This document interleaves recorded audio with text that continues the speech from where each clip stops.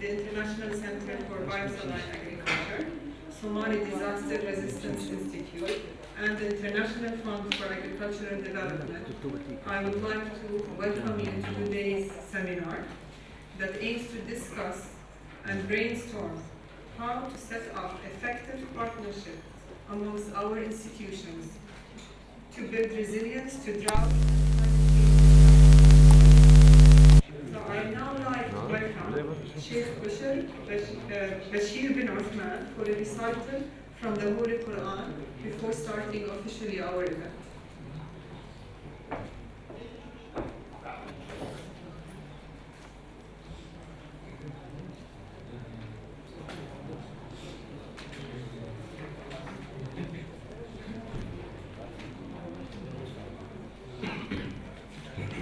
أعوذ بالله من الشيطان الرجيم. بسم الله الرحمن الرحيم. ألم تر أن الله أنزل من السماء ماء فأخرجنا به ثمرات مختلفا ألوانها ومن الجبال جدد بيض وحمر مختلف ألوانها وغرابيب سود ومن الناس والدواب والأنعام مختلف ألوانه كذلك إنما يخشى الله من عباده العلماء إن الله عزيز غفور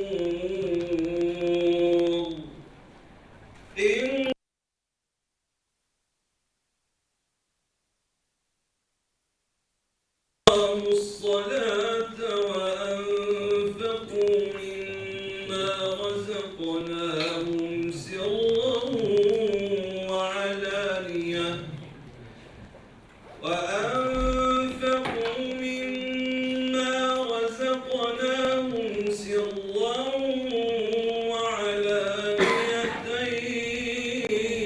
يرجون تجارة لن تبور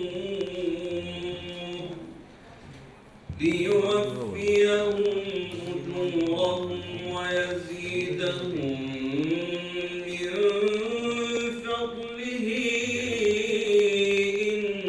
إنه غفور شكور. صدق الله العظيم.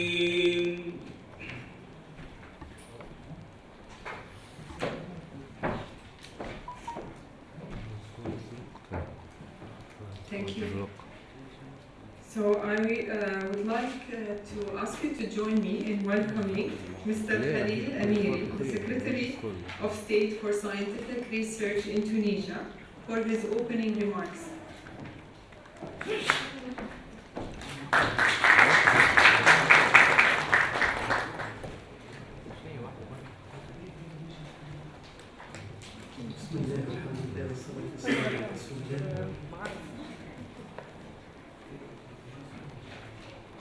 Dear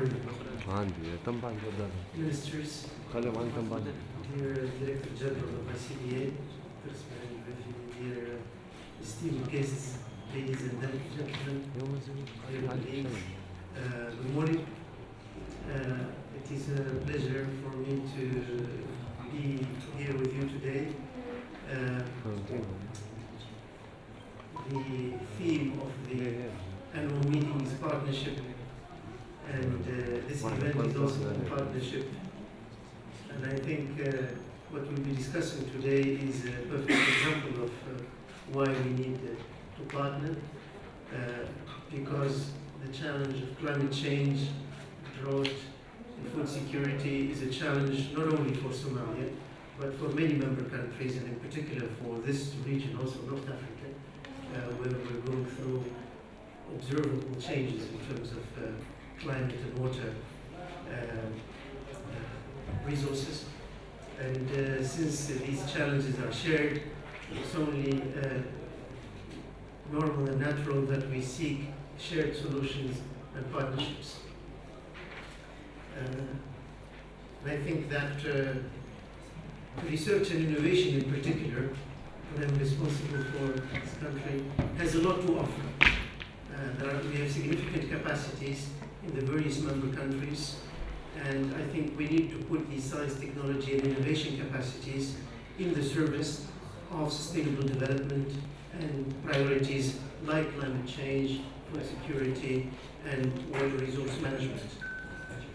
The capacities exist, but I think we need programs and policies to align these capacities with the challenges and the opportunities. This is, I think, something that in Tunisia we also discovered the same thing. We have significant STI capacities, but they are not aligned with the biggest challenges. So we worked on a participatory process of elaborating priorities for the research and innovation system. 6 priorities, of course. Water, energy and food nexus emerged as one of the key priorities. Now, once these are identified, we need to align systems also to make sure that the capacities work on these challenges. So we migrated to a competitive funding system instead of a block funding system based on calls for proposals aligned with these priorities. I think the reason probably why I'm discovering our capacities in terms of research innovation within universities and research centers are not aligned with working on the regions and the priorities is that the incentive systems are not really encouraging our researchers to work on these challenges. A lot of our researchers in the member countries seek publications, and publications and journals tend to focus on priorities of where these journals actually start. So the research agenda of the region kind of gets lost because the main motivator for researchers is to publish and to publish in journals and funded by research that is aligned with probably other priorities.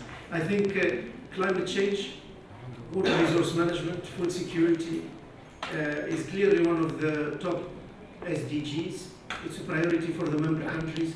We have significant capacity in the various countries, and we're looking forward for ICBA, SDRI, and various basically leaders in this area to maybe help put us together to work on challenges that are not only a priority for Somalia very soon, and increasingly these challenges will actually be facing many member countries, including this region.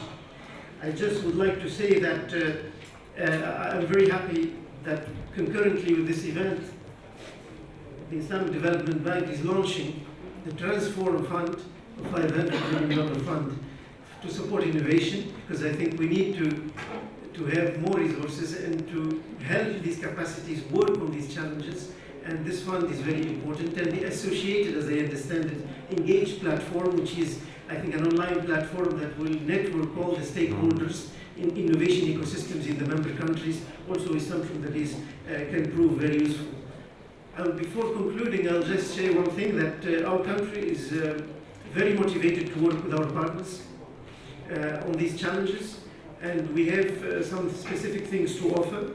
Tunisia is, for instance, a partner in a Mediterranean initiative that's called PRIMA, Partnership for Research and Innovation in the Mediterranean Area, which is a $40–50 million program to work on these priorities: agriculture, water resource management, food security, and climate change and environment.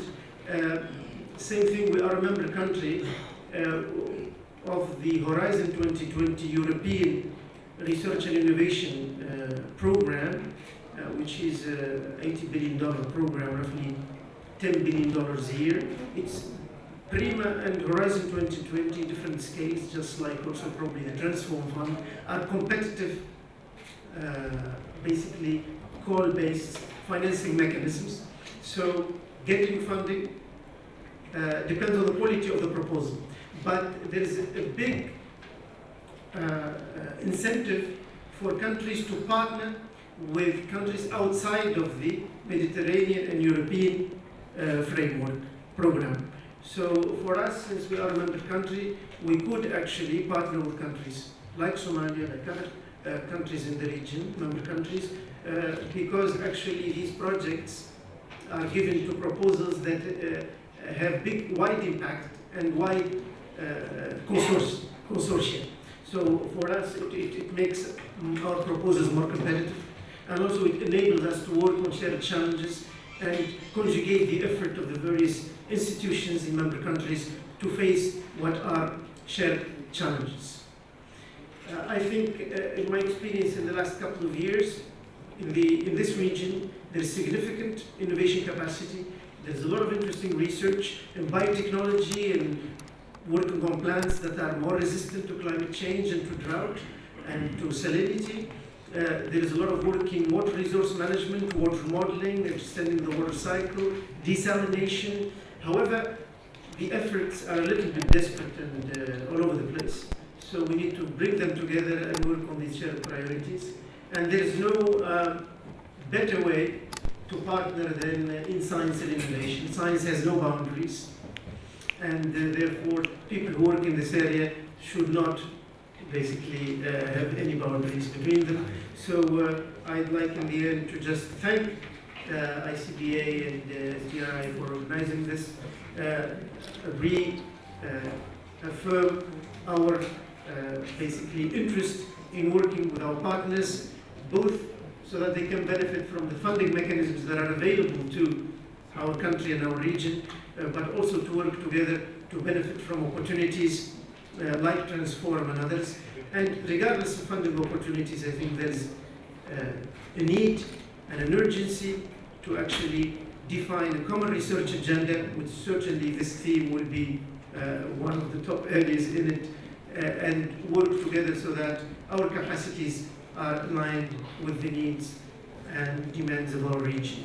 I would like, in the end, to renew a warm welcome on the behalf of the government of Tunisia and its people, and wish you a pleasant stay while you are here, and wish you a very fruitful discussion. Thank you very much.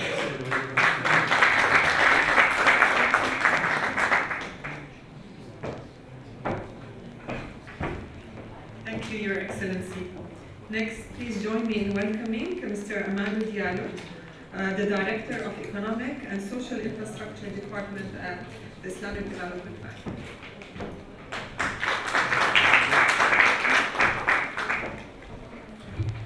Good morning. First of all, let me apologize for the Vice President.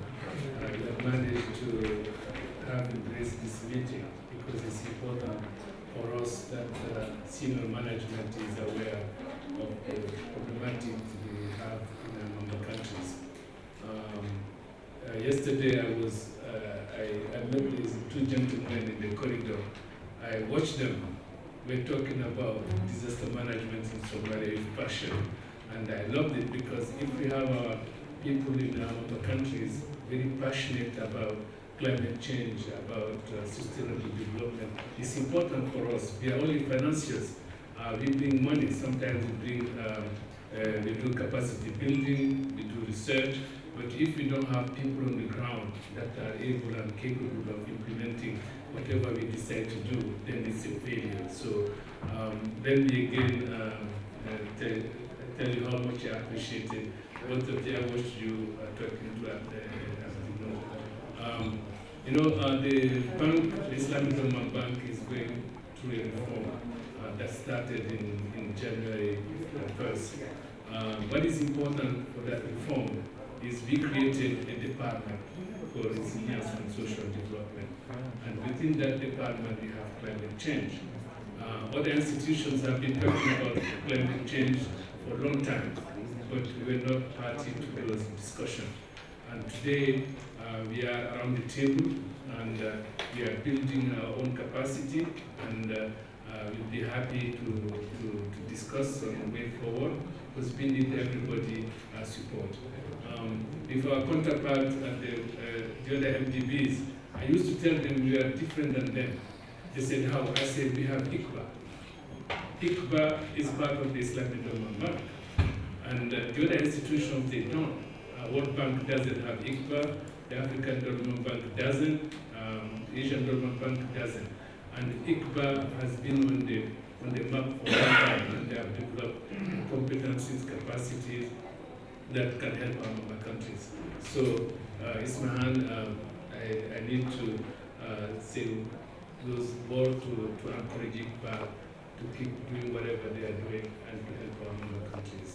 So with that, again, I apologize for the Vice President's big call for the meeting. These are the annual meeting. We have a lot of meetings that we have not scheduled, so it's an emergency, so let me apologize for it. And we are looking forward to the discussion that's going to happen today. And as an institution, we will do whatever we need to do to help Somalia manage its climate change issues. We can help with capacity. So basically, we are listening to the conclusion of this meeting, and we will be happy to take the board forward. Thank you very much.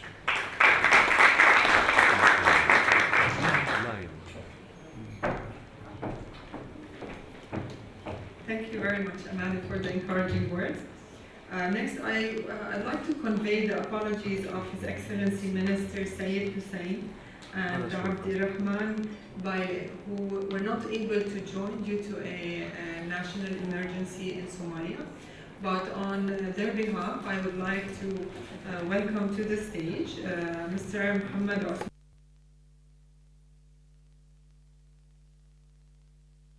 He will be delivering the keynote speech on behalf of His Excellency Mr. Ali.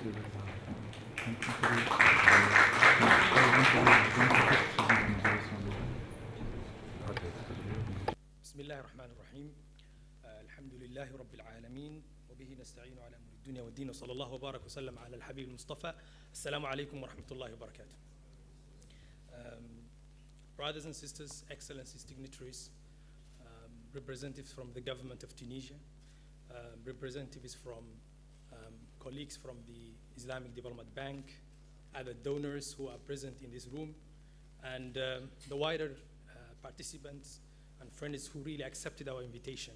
I would like to really welcome you to this event and to share with you the story of Somalia.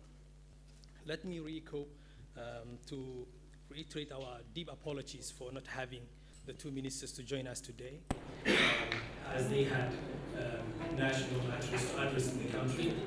But inshallah, I will be bringing their deep-hearted message to this gathering. First of all, Somalia has come a long way from 1990s, right at the start of the civil war and the state collapse.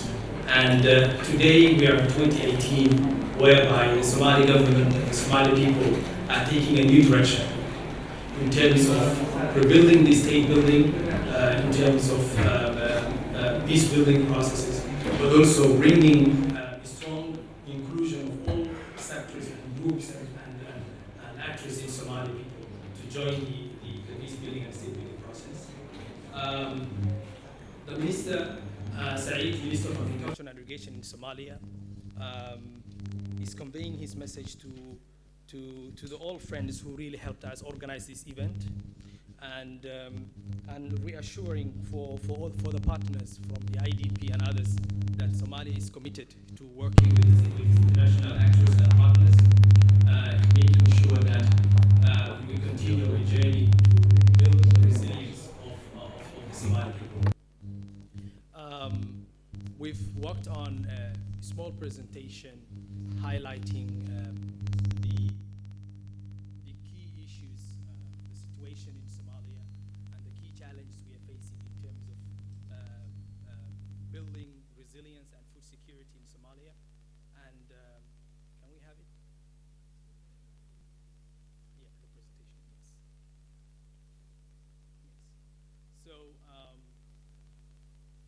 you know, in 2017, Somalia faced severe drought, but thanks to the support of the international community and the support of the Somali people, we have been working hard to make sure that the drought does not really turn into a widespread famine that takes millions of the Somali people's lives, as happened in 2011. But that said, the challenges continue in the country, and while drought is a natural phenomena, there are other issues that can be tackled that is not ready in the country in terms of water infrastructure, in terms of food security infrastructure, and in terms of the economic empowerment of local communities to be able to be resilient to the drought. Yes, you can play the slides. Yeah. So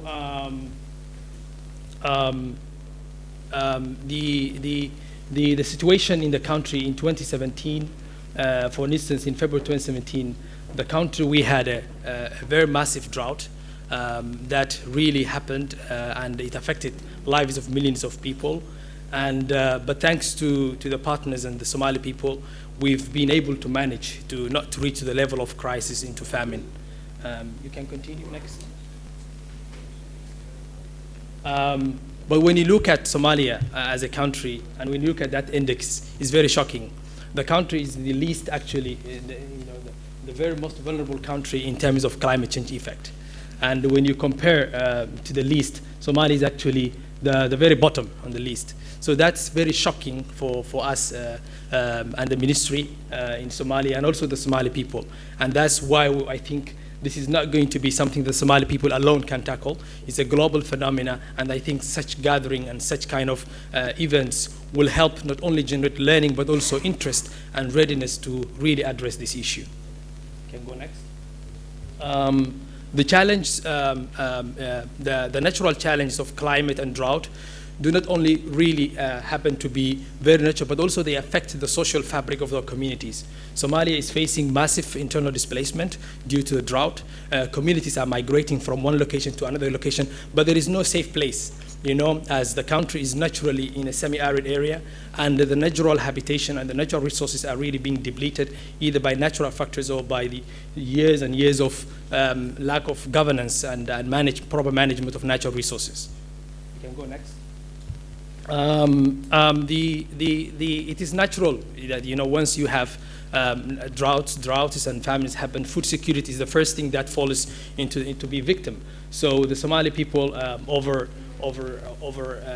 6 to 6 million people of Somalis are in food secure, and they really need support. And actually, the prediction is for 2018 is quite alarming, with over $700 million needed to really invest in food security and prevent drought.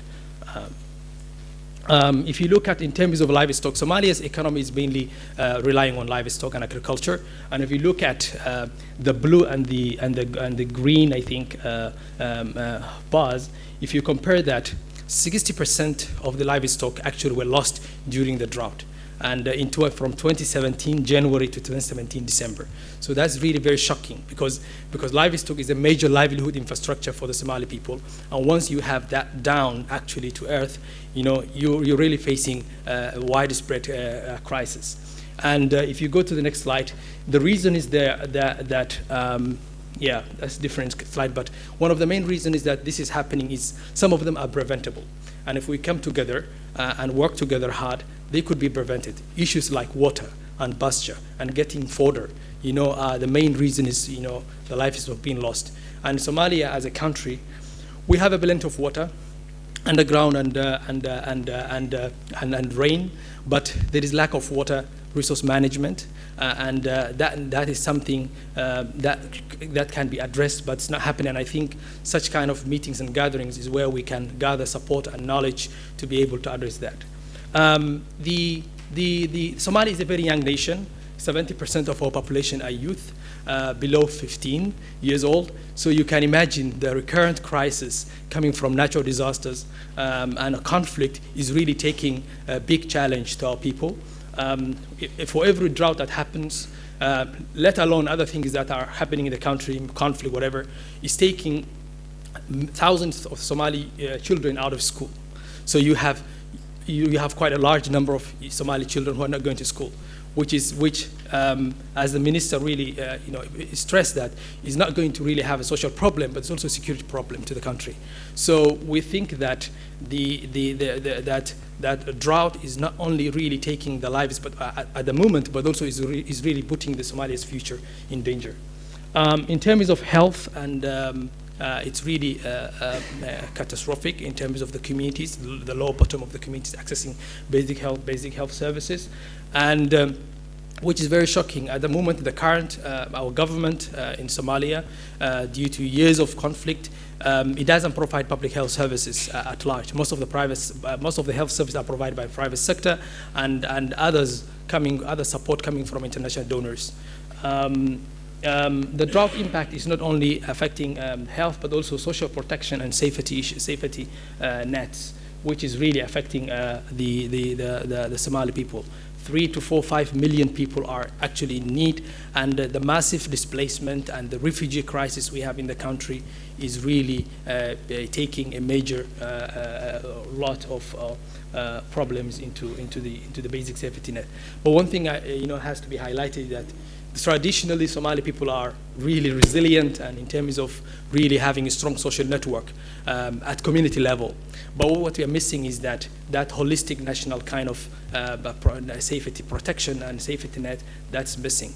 But the Somali people within themselves, they are really delivering a lot for themselves.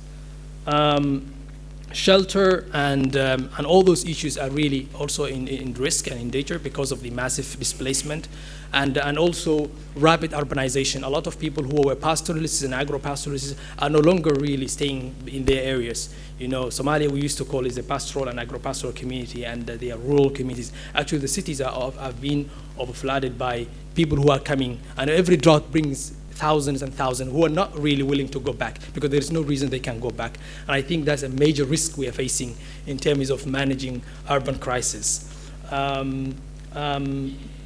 Water and sanitation is also a major issue in the country. With the water we have, even though naturally the water could have been sufficient in the country, but because of lack of proper management and proper use of water is really causing sanitation issues in the country. Yes. This is the drought impact on rain pattern in the country, and if you look at most of the countries is really under rain stress. It hasn't been raining very well, and that is really affecting the growth of the natural vegetation, where the animals could have been grazed, and also the farmers who are quite far from the rivers could have used for farming. So the challenge, yeah, you can continue. I want to cover it. So I think that said, Somalia is not hopeless. The country for over 25 years, since 1991, the private sector and the local Somali people have really stood up. They have been able to work hard to establish education, health services, telecommunication, one of the cheapest actually telecom rates in the world, or I think at least in Arab world, and also other services, electricity, water, transportation infrastructure. They have been really tried to maintain. So initially the private sector started as individual efforts, individual movements that were trying, but over time they also realized the need to come together and put together networks that can deliver social issues, because at the end of the day, the private sector, what they care about is not only about the money they are making from people, but also the purchasing power. So over time, they realize that if the purchasing power of the local Somalis really going down, there is no reason to do business. So they have been really working hard into making networks that can deliver for the country. A good example is the local Somali diaspora. The diaspora is really a huge population of our people, and if we know that through the remittances they were sending, Somalia has been able to establish a strong remittance industry, and that remittance really helped drive different services in the country where families were able to purchase with that little money. But over time, the remittance industry and has grown, And today we have banks in Somalia that grew out of the simple remittance agencies. And those banks were able to really now establish deposits, because families back in the past where when your daughter or your son sends $100 from the UK, you just keep it in your bucket or you keep it in your room and then you use it for your normal issues. But now people are able to deposit those monies. And now that has generated local investments where the local Somali banks are able to really invest local programs and local projects. Today we have in Somalia 5 major banks, and who are all able to really issue loans and support to the local investors. But that is not sufficient because when you're relying only the local struggling economy, the deposits from the local people is really very short. It's very limited. You cannot really commit long-term investments. You cannot commit 6 to 10-year investment from local simple deposits that have been collected from the local people. They have now come up to really establish networks. Just to give you an example, that the banks are now coming together to establish networks that can really support internal lending and also support all of that. So I think that is just an example from banks, but also other sectors are also doing the same thing, coming together. For instance, the healthcare industry in Somalia, 99% or 95% are offered by the private sector. So they also establish networks that can work together to take care of the poor and come up pricing models that can work for the poor, that can help the poor access services. For instance, some of the hospitals, they may have their own services, but they also come up with outreach programs where the poor can buy the same service but at lower cost. So the private sector is among the, we can say, is a successful story for 25 years in Somalia. And I think we have a short video to play. Before we go to the short video, I think these were the key issues we are now looking in the country is basically focusing now on the long term and working the successful stories of Somalia and building on what's working in Somalia rather than repeating again and again what hasn't worked or what hasn't really delivered well. So we think that we had 30 years of short-term investments, 6-month humanitarian intervention, 6-month wash, 6-month food distribution. But today, I think the Somali people have been able to come up, key investments, key sectors that can be tapped in by the international investors, by the international development banks that can really deliver for the local people. Because already we know the aid in the country is, in terms of dollars, they say is around $2 billion. But if you look at the potential capacity of the Somali diaspora is over $10 billion investment. So when you compare, there is a huge opportunity that can be utilized. In conclusion, I think I would like to play that video to show you how specifically the agriculture sector in Somalia, how the local people, the local communities are investing their own resources and producing different crops and actually working hard to mechanize the process by themselves and also trying to really ready Somalia for export market. So this is all happening within the private sector. And that's actually the new government in Somalia, they see their role is totally different from the governments we had in 1980s and in 1990s. Our government is now seen as one of the players in the market to make sure regulation and fair management of the resources. But the private sector are the ones who are leading all this. Maybe we can, you can play that video.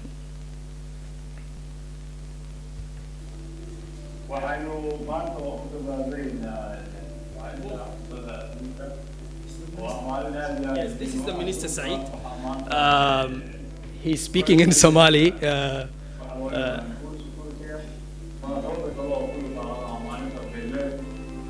So he's explaining, this was a farmer's day in Somalia, and he had spent a day with the Somali private sector farmers. So this is.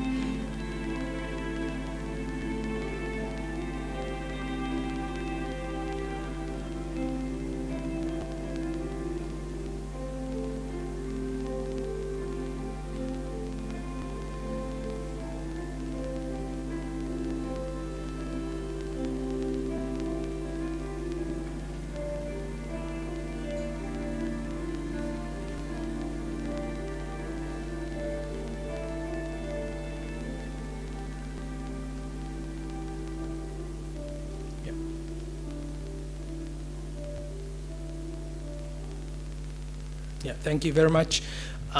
This is the story of the private sector and what the private sector are doing. The clip you've watched, some of these investments are mega investments where the private sector have been able to really locally mobilize and set up. For instance, the factory you looked at, it has huge storage capacity to buy from the farmers and processes it and store it and also take it to external market in the region and also in Asia and in other countries. So I think I will leave the rest of the day for our discussion. But in conclusion, having said a lot of really disasters and bad things about Somalia, I think there is a time now, we have a very good time to now focus on what is working in Somalia and what's working for the Somali people. Thank you very much.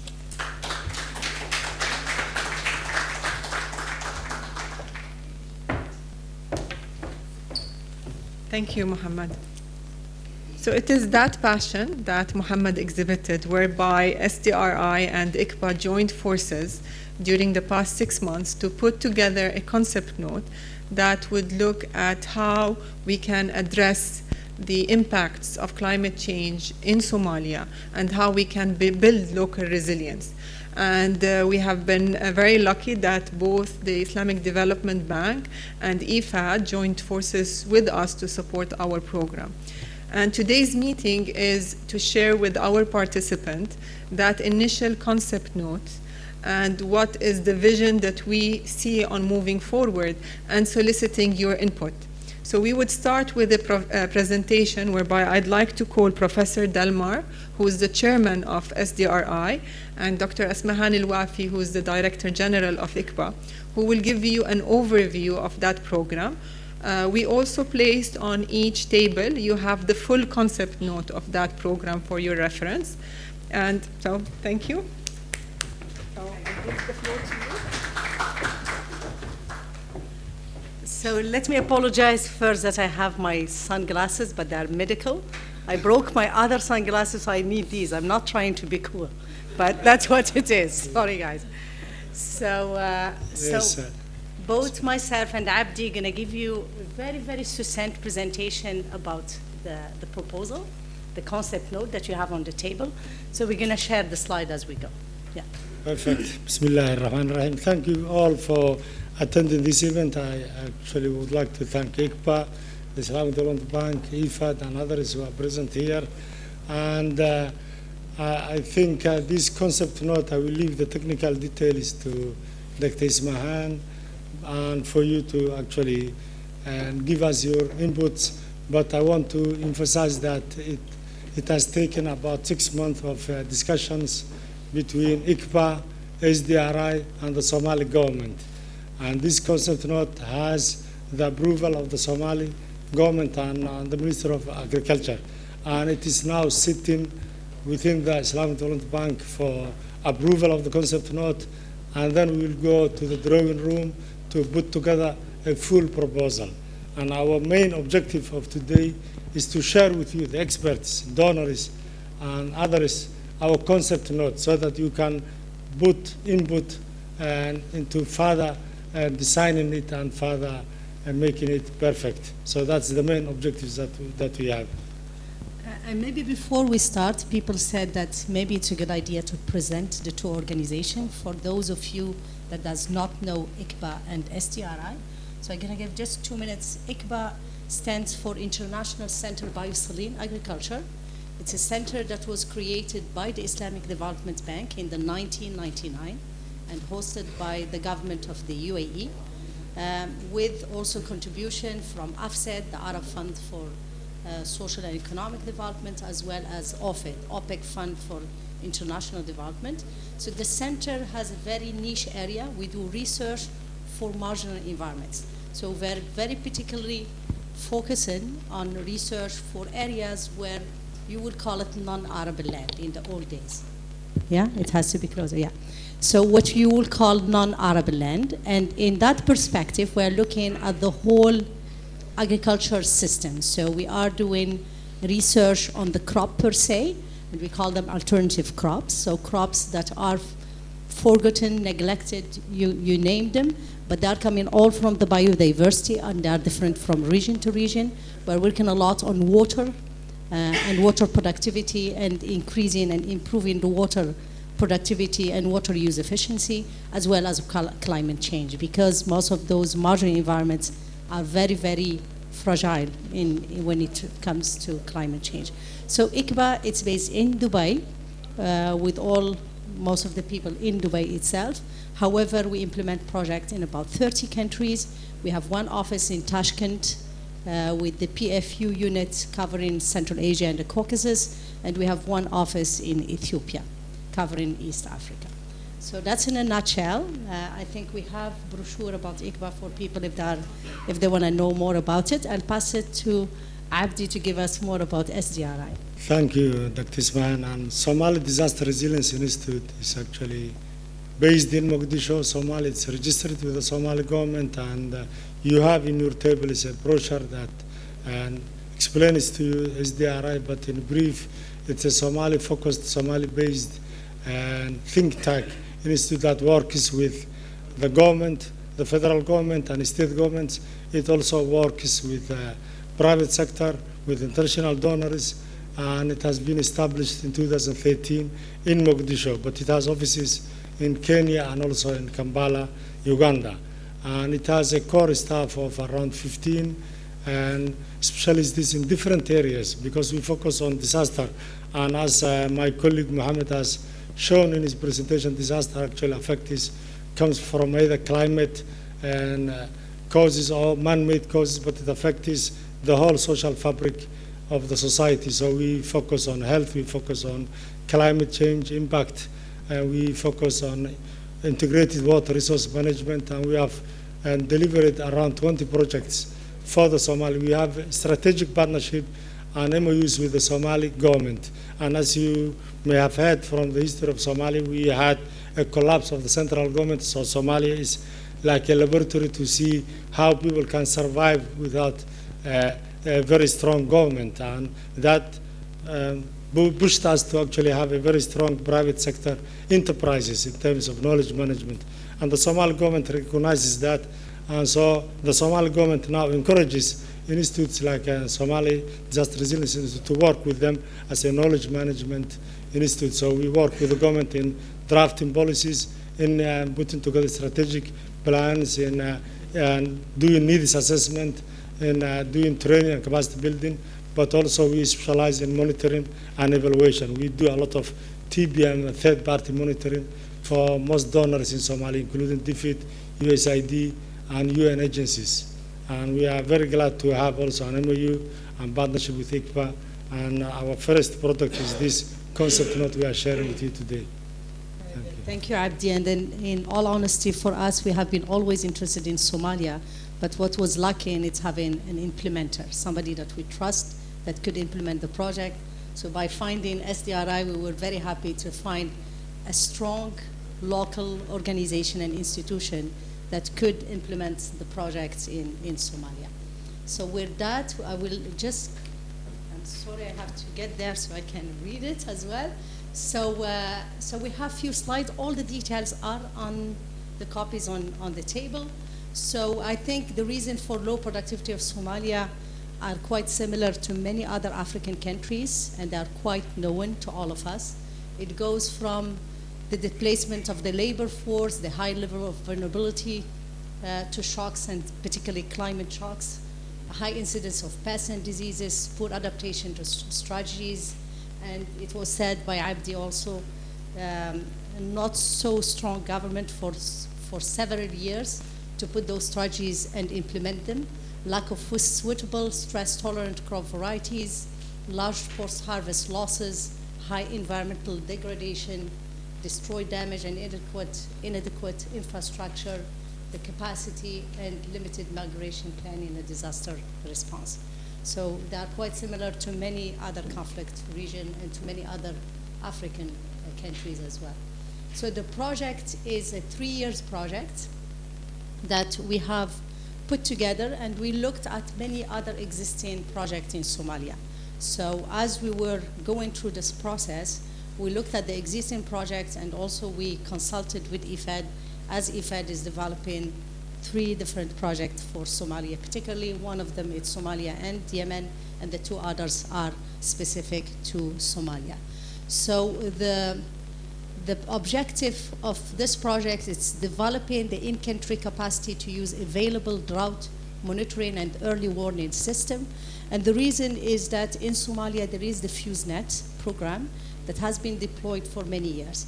But when you talk to Somalians, what they are telling us is that FuseNet exists, but we still need other people to generate the maps for us. So there is no internal capacity to use the program, nor to adapt the program, nor to generate the information that they need. They are still receiving it mostly from FAO and other organizations. The second one, the second objective, sorry. So the second objective is to identify areas of most vulnerable to drought under climate condition. Somalia, and Mohammed showed us the map, it's quite big. So we have, because the project is going to be a kind of a pilot to showcase what we can do. So what we thought is that we're going to map the vulnerability first to climate change, and we're going to take few communities that we're going to target for our interventions. And those are going to be a pilot to showcase what could be done in those communities that could be scaled up, hopefully, with other donors. And this is the work that we do, and Makram is with us. He's the expert from that group. It's mostly using models that we have developed with Nebraska University and NASA, and that worked very well in the MENA region. We're going to try them in Somalia. But we try it as well, in Senegal and Mauritania as well. So the third objective, introduce drought-tolerant crops and varietal diversity in combination with climate-smart agriculture, soil and water management packages in those selected area and vulnerable area. So here it's mostly the expertise of ICBA, but also the expert in the universities and SDRI in Somalia, whereby we're going to look at crops. It's going to be mostly forages that we're going to be introducing with some salinity tolerance, drought tolerance, and more adaptable to the livestock that they have in those regions. The fourth one, it's developing the capacity of the Ministry of Agriculture, agricultural workers, and farmers. And that also was really a request from Minister Abdurrahman last year when I met him, the Minister of Finance. He said, really what we need, it's capacity of individuals and capacity of institutions. So we can't, as a country, I think Somalia cannot take aid and also continue to take technical advisory from outside. If we are hearing about the Diaspora, and I was really puzzled yesterday, Abdi told me they have 1,500 doctors that now are in network. So if I go to agriculture, I'm sure we're going to find much more. So there are experts within Somalia and out of Somalia, so we have to form the capacity both of the individual as well as the institution. Yeah, next slide. So the partners, we already mentioned them. I think all of them we have already talked about. The Ministry of Agriculture, the SDRI, ICBA. We will have local NGOs and active farmers with a particular focus on women. And we have other development partners that are involved in Somalia, IDB, IFAD, FAO, WFP, USAID, AU, and others, hopefully, that could join us. There is a lot of complementarity, as I said, with several initiatives that are ongoing right now in Somalia. Like the Dryland program that is funded by IDB and the Solidarity Fund.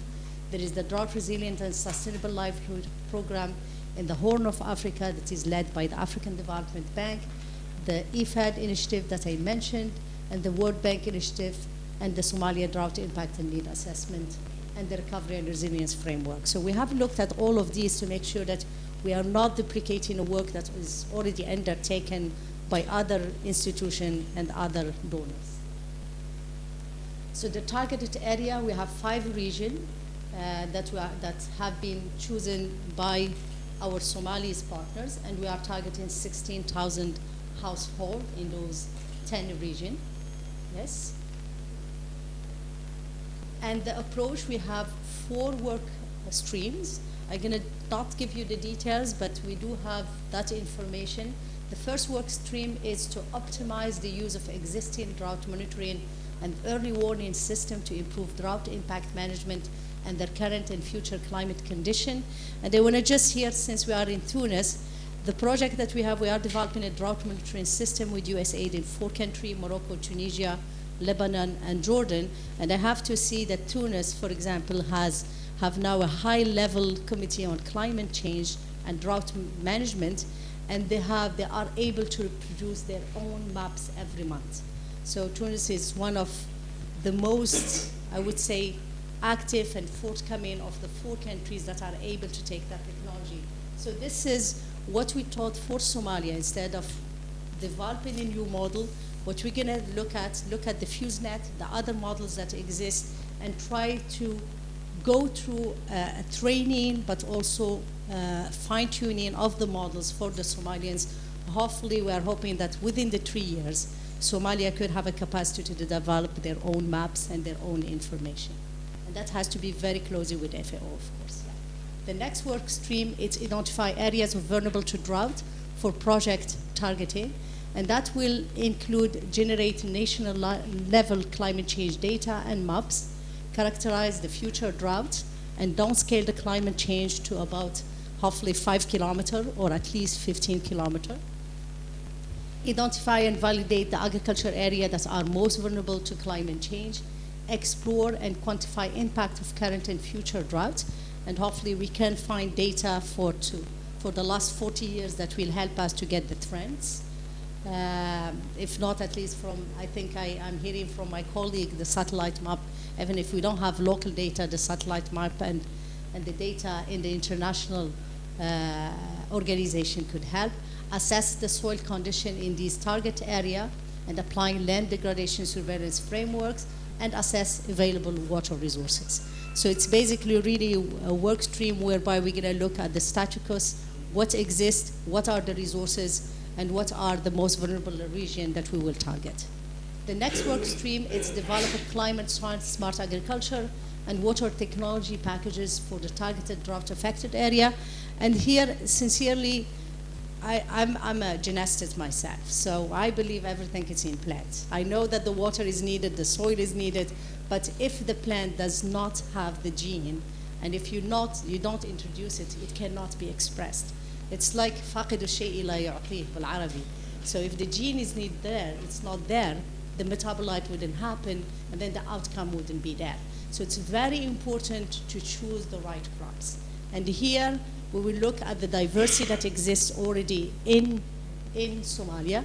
Look at the crops that the people accept, that the people like, that the people have been using for thousands and thousands of years, and look how we can help them managing it better. If there is a high salinity, that's the only time where we're gonna introduce the crops that we have in ICBA. So we're gonna start working with the crops from Somalia. If the salinity is very high, that's where our gene bank and the work that we have done in ICBA earlier could be of use to them, and we can introduce new crops. The next work stream is developing the capacity of Somali farmers and agricultural workers in targeted area to adopt and use climate smart agriculture technologies. And this is a very important next step for us to make sure that the farmer gets the capacity, the extension services, the ministry, SDRI. I'm very happy that the colleague that we are with us here in Somalia, Abdi, he's the chairman of 18 universities, a network of 18 universities. So all this local capacity in Somalia will be very important to help us really reach the farmer, explain the new technologies on the new agriculture system, and get it adopted by them. Yes, next. So the project outputs, we have several here, and they are in the document. New evidence generated on primary impact of current and future drought on agricultural resources and water provision dynamics in Somalia. 20 drought management staff trained to use. I think it's several outputs and several outcomes. I think I better go to the outcomes. So the outcomes: enhancing country capacity in using drought monitoring and early warning system, improved resilience leadership, risk planning and management of drought by the Somali government, strengthen capacity of agriculture staff to support drought-affected communities, improved access to seed for heat, drought and salt tolerant crops, enhance awareness and capacity at the community and individual levels to manage the impact of drought, and the desired impact of the proposal is to improve food and nutrition security and drought resilience of vulnerable communities in Somalia, and the greater stability in rural livelihood and the reduced displacement during drought episodes. And I think with the presentation of Mohammed on the private sector, we haven't really factored the private sector in the concept note, and that's one of the things that we have discussed yesterday. It's how to bring the private sector from the seed multiplication to the post-harvest used and processing of the crops. So I think, thank you very much. I hope that I have given enough ideas on the proposal. We are sorry if we didn't share it with you earlier, but we will be happy to share it with you. And I let Seta explain to you the next stage. Unless Abdi, you want to add something? No, I think you have covered it, but I just wanted to conclude for the audience that, as you have seen, we are trying to actually work with different levels of the Somali society. We'll be working with the farmers at the field level, at the chosen areas. We'll be working with professionals to train them in using maps or generating maps or using these smart and climate smart crops, but we'll work with the government also system. So we are trying to work comprehensively through different levels of the Somali society. But our overall objective is actually to have an exit strategy so that we don't create dependency. But once this project is finished its cycle, we have a sustainable services that are going on after our project ends, which is what is lacking in Somalia. We have seen in Somalia outpouring of emotions. We have seen aid delivered. We have seen wells generated, hospitals built. But once the project ends, they also end. So we are conscious of that. We want to work with the Somali people, give them capacity to withstand the drought, which is a natural system, but to lead a normal life and stand on their feet. This is what we are looking for. Thank you. Thank you very much. Thank you. Thank you. So we move now to the next phase of our seminar today. Before that, I just want to say my cards are here. If anyone wants a copy of the concept note electronically, please feel free to grab a card and just send me an email and I will send it to you. So the next session is going to be an interactive one. So we presented the idea of the project. We're going to use the format which is called World Cafe format.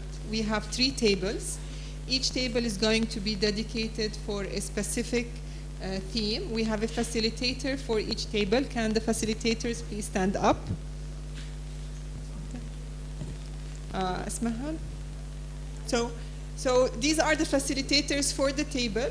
Each of the participants, you would be moving through the table. So you would have 10. Asmahan is the facilitator for this table. Yeah. So, yeah. So you would be changing. I would ask participants, I would be the timer. I will tell you once 10 minutes elapsed, and each participant will rotate. We would rotate anti-clockwise so that each participant has 10 minutes at each table. At the table, we have the first table here is going to be discussing prospects of partnership with Somalia among the IDB member countries. And here we realize that there are other countries who have had similar programs. So if anyone knows of such a program where we can do linkages with or we can exchange lessons learned, this would be the topic of discussion at this table number 1. Table number 2 will be discussing the role, that's number 2, which is discussing the role of the international organizations in supporting Somalia. So as you saw from Asmahan's presentation, we did map some of the local efforts that are happening in Somalia, but probably we missed some. So if you are aware of any other local programs that are happening in Somalia that we need to be aware of, we would appreciate if you can communicate that to the facilitator. And table number 3 here would be discussing challenges for building resilience to drought and climate change impact in Somalia. And this directly relates to the 4 activities that Asmahan outlined. If there are any other activities that you think or areas that we missed, that would have been useful to include in the concept note. The facilitators would be recording your comments, and as you move from table to table, the facilitator will tell you exactly what were the key agreement points of your colleagues, predecessors who decided on this, so that you build on that discussion. Okay, so we start. I will give you 10 minutes, so go ahead. It doesn't matter because everyone is going to be going around. Yes. Yeah. So Asmahan, you need to start here. Everyone is going around. Amal is taking it. Okay. Okay. Done. No, you don't move. They move. You can, yes. So yes. This is your shop. This is your cafe.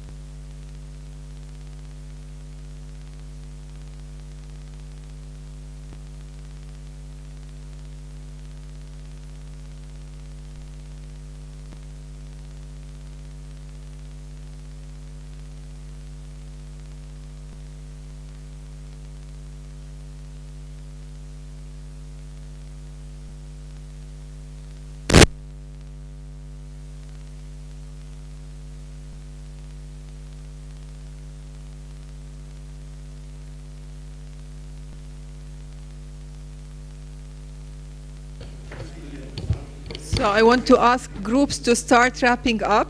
You have 1 minute before everyone moves.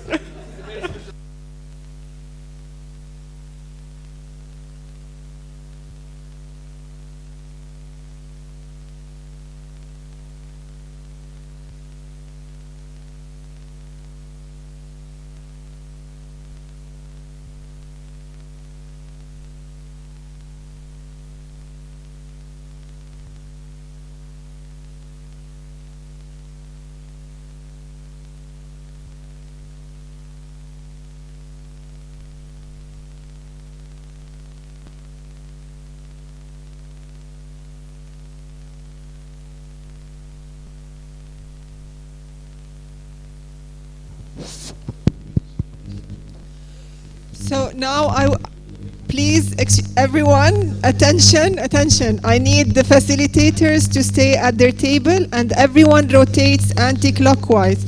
So this table, please move to that table. Okay. Okay. So, excuse me, you need to all move to this table. Okay, I need everyone at this table except Ahmad to move to this table, please. No, no. No, because you need to explain to others. The others are working on the flip charts. Hi, Hamal. Okay. لا لا لا مش انه في flip charts. انتوا تنقلوا. الفاسيليتيترز بيقعدوا محلهم. Okay? Okay?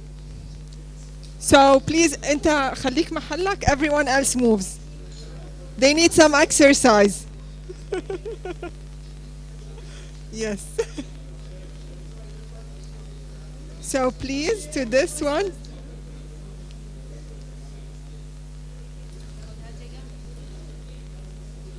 Okay. Okay.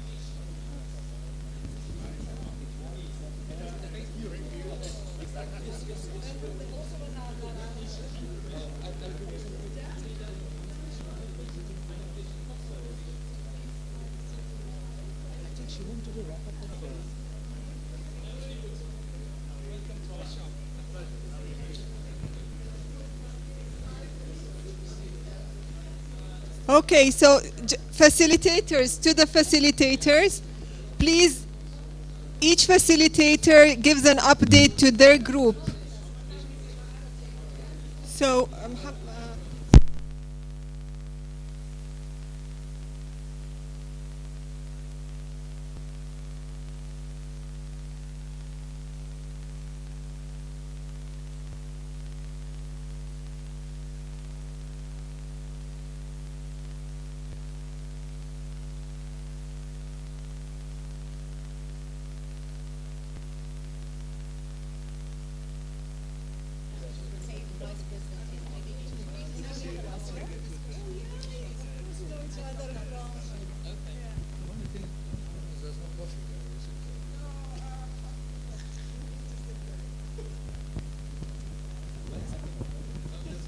okay, so your 10 minutes start now.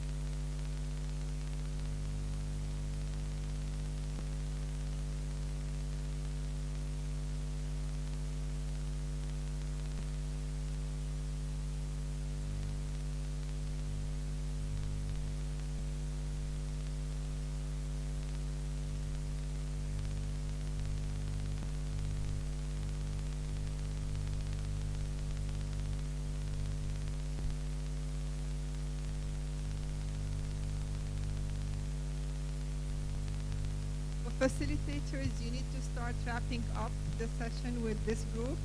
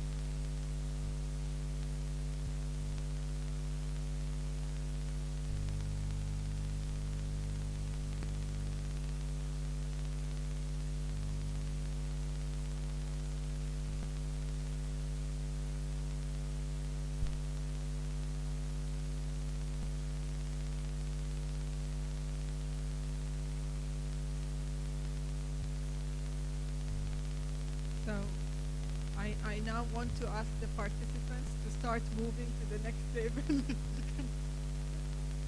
Okay, half a minute.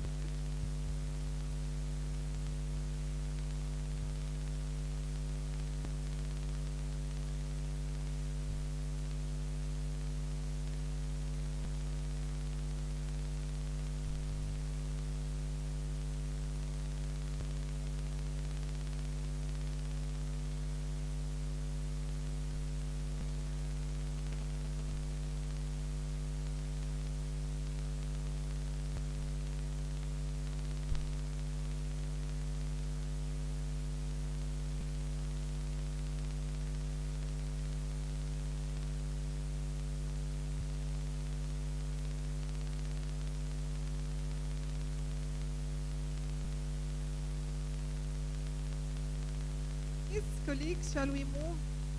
So each participant has to move to the third table that he has not sat on or she has not sat on.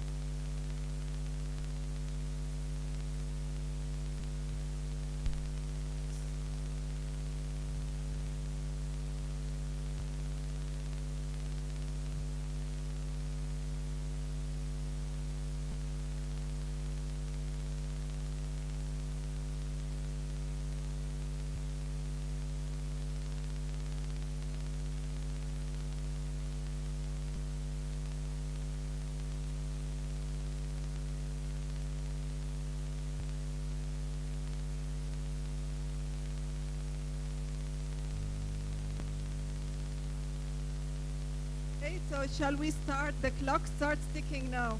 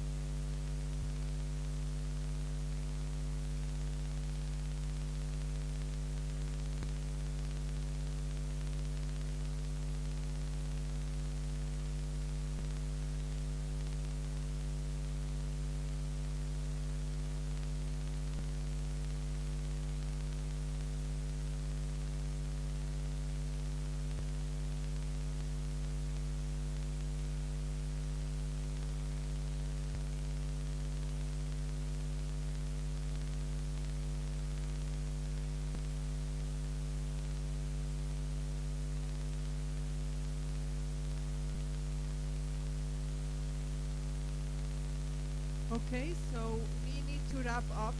We need to wrap up because we need to deliver the whole in 20 minutes. So I'd like to ask each of the facilitators to give a report to the rest of the group on the main topics discussed at their table. So shall we wrap? We're time out, time out.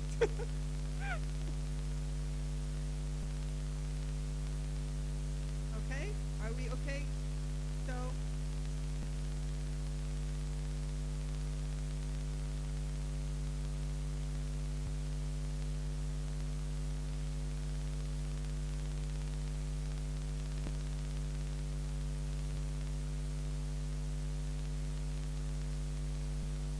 We need to wrap up.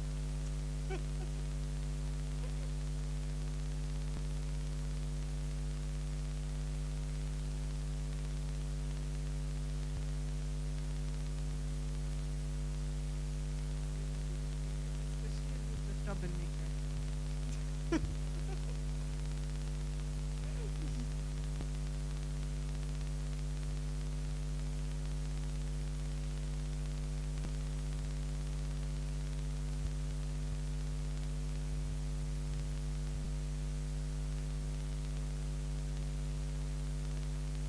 So for anyone who still has some comments, you have my email. Please email me, and I'll make sure they are integrated into the report document.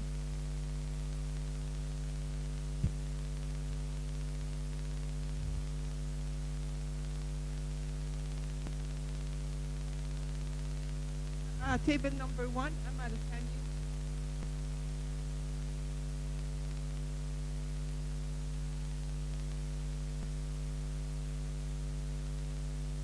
Okay, this table discusses the prospects of partnership with Somalia among IDB member countries. So how can other member countries of IDB provide support to Somalia?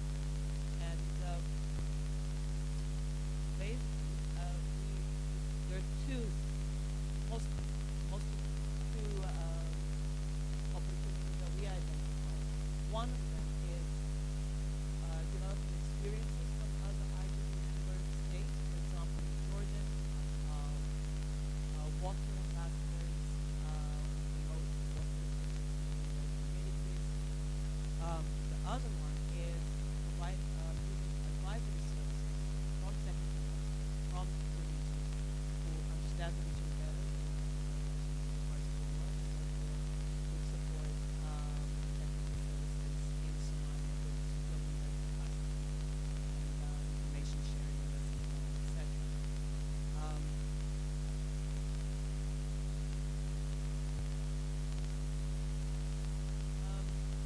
We've also talked about where sources of funding would come from. Now, IDB, for example, faces difficulty getting most of Somalia due to the economic situation there. However, there are grant opportunities.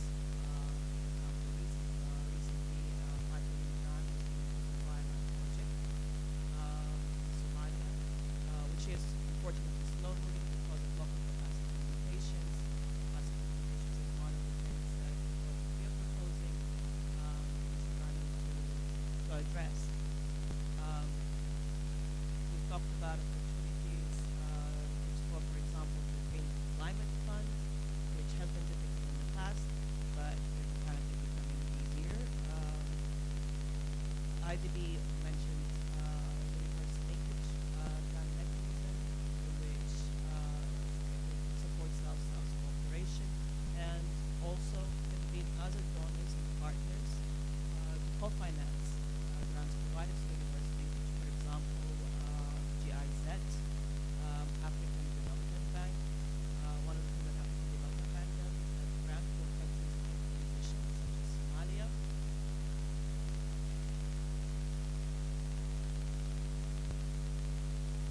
The Somali Resilience and Recovery Framework is another source of funding. It's on around 6 months from donors. We've also talked about the opportunities for partnering with the UN envelope-based agencies such as IFAD, FAO, and WFP by integrating recovery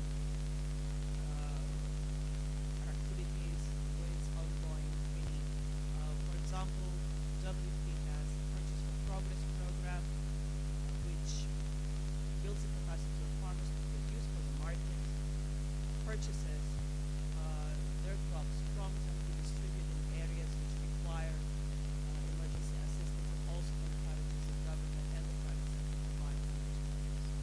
I think that's about it. So, Ahmed, 2 minutes. So the question was on the role of international organizations. What could they do better or differently? And we're told to leave the room. So 2 minutes out. Okay.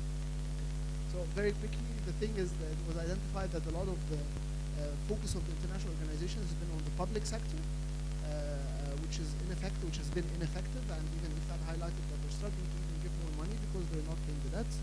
So what was really highlighted and predominant that there should be much focus on the private sector and civil society as the actual effective players in the country. And 4 things were identified that they should focus on: limiting the risk for this private sector, enabling their access to finance and helping them to access the existing finance, and increasing their capacity, plus focusing on the results that could be produced rather just than the money that goes in. So I'll pass on to table number 3. So that. Thank you very much. Group number 3 basically looked at the challenges of resilience building and climate change effects in Somalia. So in summary, the group is they talked about there is a limited or lack of knowledge around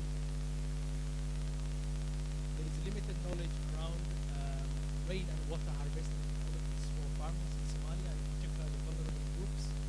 They also talked about improving coordination and networking among the donors to make sure that there is no duplication. Also, they talked about strengthening community frameworks and making sure community cohesion is strengthened. They also talked about using crops that are water efficient, and in particular nutritional crops that can improve nutrition status of the communities. They talked about need for investment, long-term investment, and especially around irrigation infrastructure in the country. And very interestingly, they suggested the creation of Diaspora bond that will attract investments from from the large Somali diaspora in abroad. So those were the key highlights of what the team discussed.